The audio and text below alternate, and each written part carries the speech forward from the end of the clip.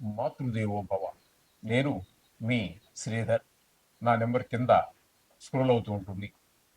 మీకు జాతకపరమైనటువంటి సమస్యలు ఏమైనా ఉన్నట్టయితే మమ్మల్ని సంప్రదించవచ్చు. గోచార ఫలితాలు అయితే ఇప్పుడు చెప్తున్నాము. దీని గురించి అయితే ఎవరు ఫోన్ చేయవలసిన పని లేదండి. ఇందులోనే అన్ని రాసులు చెప్పుకోవడం జరుగుతుంది. వాటిలో చూసుకోండి. జాతకానికి మాత్రమైతేనే మాతో సంప్రదించండి.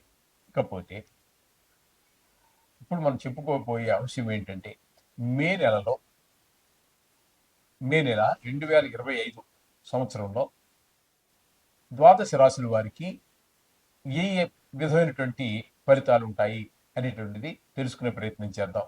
అందులో భాగంగా మొట్టమొదట ఈ నవగ్రహాలు ఏ ఏ రాశుల్లో ఎక్కడ ఎన్ని రోజులు సంచరిస్తున్నాయి, వాటి వల్ల కలిగేటువంటి ఫలితం ఏంటనేది తెలుసుకునే ప్రయత్నం చేద్దాం.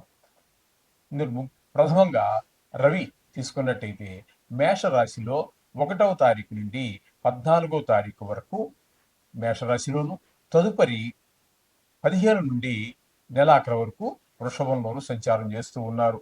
తదుపరి గురువు సంచారం తీసుకున్నట్టయితే మే 9 వరకు ఇక్కడ గురువు గారు వృషభంలో సంచారం చేస్తున్నారు. మే 10 నుండి మొత్తం మిథున రాశిలో సంచారం చేస్తూ ఉన్నారు. ఇంకా బుధుని కనుక మనం తీసుకున్నట్టయితే 3 రోజులు మీనంలోను, తదుపరి 28 రోజుల పాటు మేషంలోను సంచారం చేస్తూ ఉన్నారు. ఇంకా కుజుని యొక్క సంచారం తీసుకున్నట్టయితే నెల మొత్తము మనకి కర్కాటకంలో సంచారం చేస్తూ ఉన్నారు.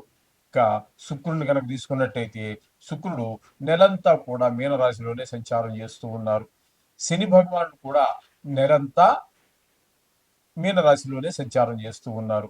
రాహువును తీసుకున్నట్టయితే రాహు సంచారం 1వ తారీఖు నుండి 16వ తారీఖు వరకు మీనరాశిలోను, తదుపరి వక్రగతి కారణంగా కుంభంలోనికి అంటే వెనక్కి వస్తున్నారు. ఈ విధమైన సంచారం రాహుగ్రహ సంచారం ఉన్నది. ఇంకా కేతు సంచారం కనుక తీసుకున్నట్టయితే 1వ తారీఖు నుంచి 16వ తారీఖు వరకు కన్యా రాశిలోను సంచారం చేస్తున్నారు. తదుపరి వక్రగతి కారణంగా కన్య నుంచి వెనక్కి అంటే సింహంలోకి ప్రవేశిస్తూ ఉన్నారు. ఈ విధంగా మొత్తం గ్రహచారం అంతా ఈ నెలంతా అలా ఉన్నది. ఇప్పుడు రాశుల వారీగా మనం చెప్పుకున్నట్టయితే ఈ ఫలితాలు ఏ విధంగా ఉంటాయని, సింహరాశి వారికి మే నెల 2025 సంవత్సరంలో గోచార ఫలితాలు ఏ విధంగా ఉంటాయి అని చెప్పి మనం సశాస్త్రీయ పద్ధతిలో తెలుసుకునే ప్రయత్నం చేద్దాము. సింహరాశి వారికి ముందుగా కేతు యొక్క సంచారం చెప్పుకోవాలి. ద్వితీయ స్థానంలో ఒక 16 రోజులు, తదుపరి జన్మంలో ఒక మిగతా 15 రోజుల పాటు జన్మంలోనూ ఆయన యొక్క సంచారం జరుగుతోంది. ఇక్కడ ద్వితీయ స్థానంలో కానీ జన్మస్థానంలో కానీ కేతు సంచారం మీకు శుభప్రదమైన 2 జాగాల్లో కూడా శుభప్రదమైన ఫలితాలు ఇవ్వదు. జన్మంలో ఉన్నప్పుడు శరీర రసానికి సంబంధించినటువంటి పీడ అంతా ఉంటుంది. అలాగే వ్యయ స్థానంలో సంచరించేటప్పుడు కుటుంబంలో ఆదాయం తగ్గిపోవటము, పిల్లలకి భార్యకి కొంచెం అనారోగ్య సూచనలు పొడచూపటము లాంటివన్నీ చూపిస్తుంటాయి. మాటలో కూడా కఠినత్వం పెరుగుతూ ఉంటుంది. ఏ విధమైనటువంటి ఫలితాలన్నీ కూడా జన్మ ద్వితీయ స్థానాల్లో కేతు యొక్క సంచారం వల్ల జరుగుతూ ఉంటుంది. ఇకపోతే అష్టమ సప్తమ 2 స్థానాల్లో రాహుగ్రహ సంచారం. ముందుగా అష్టమే చెప్పుకోవాలి. అక్కడి నుంచే ఆయన 7లోకి వస్తూ ఉంటారు. ఆయన ఎందుకంటే వక్రగతి ద్వారా సంచారం కాబట్టి కేతువులాగే ఆయన మొట్టమొదటి 8లో ఉండి తర్వాత 7లోకి వస్తున్నారు.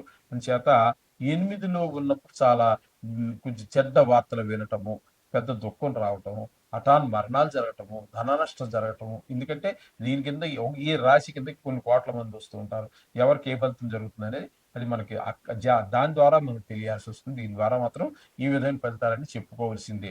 ఇకపోతే సప్తమ స్థానంలోకి వచ్చినప్పుడు భార్య భర్తల మధ్యన కొంత అనుకూలత లేకుండా, అంటే వీరు ఒకటంటే వీరి భావం వేరుగా ఉండొచ్చు, ఆమె భావం వేరుగా ఉండొచ్చు. ఈ విధమైన ఫలితాలు. అదే కాకుండా భాగస్వామ్యంలో 2-3 కలిసి కొంత కొంత డబ్బులు వేసుకొని ఏదో పెద్ద బిజినెస్ పెట్టారు. వారి మధ్యన కూడా ఒక రకమైనటువంటి సఖ్యత కనిపించదండి. భావాలు తేడా వచ్చేస్తూ ఉంటాయి. అందుచేత వాళ్ళ మధ్యన కూడా కొన్ని చిరాకులు ఉండేటట్టు అవకాశం ఈ రాహుగ్రహం వల్ల కనిపిస్తూ ఉన్నది. ఇకపోతే శని భగవాన్ యొక్క సంచారం కనుక తీసుకున్నట్టయితే ఈ సింహరాశి వారికి అష్టమ శని అంటారు దీన్ని. ఈ అష్టమ శని అనేటువంటిది కూడా అర్ధాష్టమ శని కానీ, అష్టమ శని కానీ, ఏలినాటి శని అక్కడ 3 రాసుల్లో సంచారం. ఈ 5 రాసుల్లో కొంచెం శని భగవాన్ యొక్క మనని పెట్టేటువంటి బాధలు కొంచెం కొన్ని కొన్ని సందర్భాల్లో చాలరా నాయన అనిపిస్తుంది. ఇంకా భరించడమే కష్టాలు అనిపిస్తూ ఉంటుంది. అన్ని రకాలుగా కష్టపెడుతూ ఉంటారు. అందులో అష్టమ స్థానం కాబట్టి కొన్ని దుర్వార్తలన్నీ వినవలసి వస్తుంది. కొంతమంది చనిపోయినటువంటి వార్తలు వినాల్సి వస్తుంది. ధన నష్టం కలుగుతుంది. కలహాలు జరుగుతాయి. అవమానాలు జరుగుతూ ఉంటాయి. ఇటువంటివి ఎన్నో జరిగేటట్టు అవకాశం అష్టమంలో శని భగవాన్ వల్ల జరిగే అవకాశం ఉన్నది.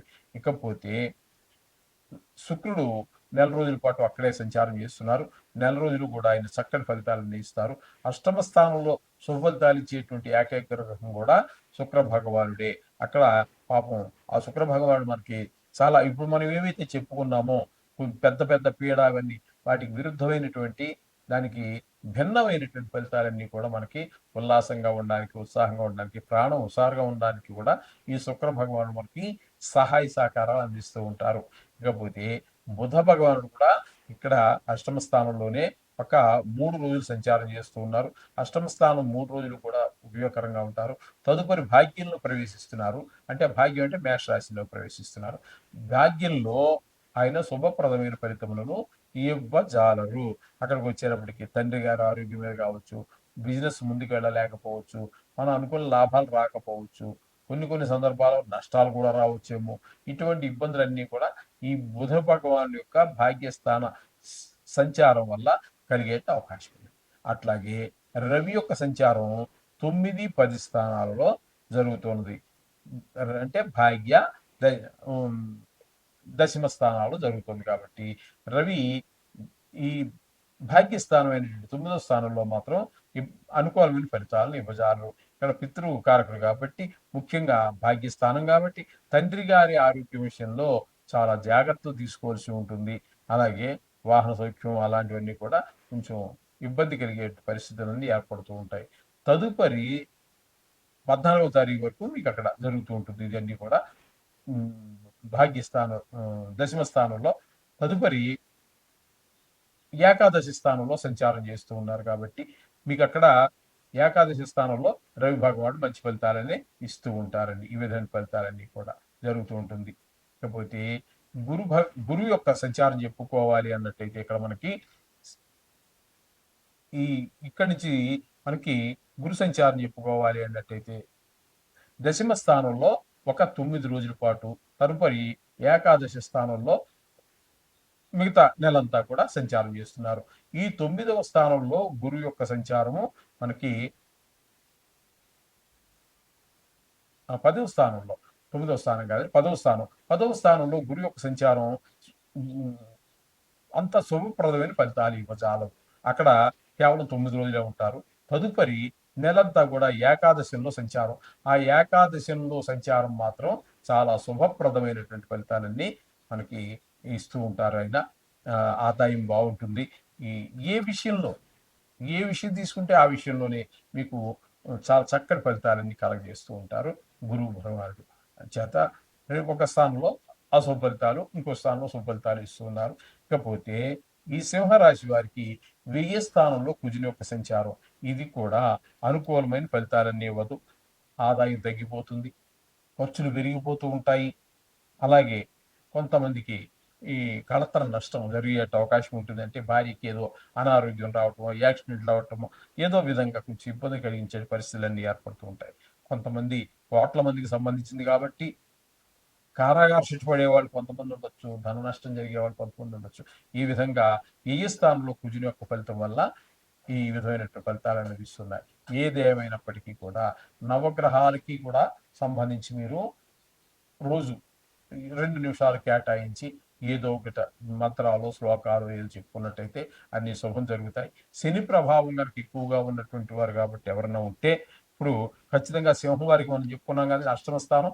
అందుచేత మీరు ఈ ఈ 10వ తారీఖున వచ్చేటటువంటి శని ఈ త్రయోదశి రోజున మాత్రం ఖచ్చితంగా ఆ శని అభిషేకం చేయించుకోండి. లేదా నువ్వులు దారవటం ఏదో చేసుకున్నట్టయితే మీకు కొంతవరకు ఆయన యొక్క ప్రభావం తగ్గుతుంది. అలాగే హనుమత్ జయంతి కూడా 22వ తారీఖున వస్తుంది. అది కూడా చేసుకున్నా కూడా శని యొక్క ప్రభావం నుంచి బయటపడే అవకాశం స్పష్టంగా గోచరిస్తూ ఉన్నది. కాబట్టి ఇవన్నీ పూర్తిగా చేసుకోండి. ఈ దుష్ట ప్రభావాల నుంచి బయటపడి ఆనందమైన జీవితాన్ని గడపండి. శుభం భూయాలు.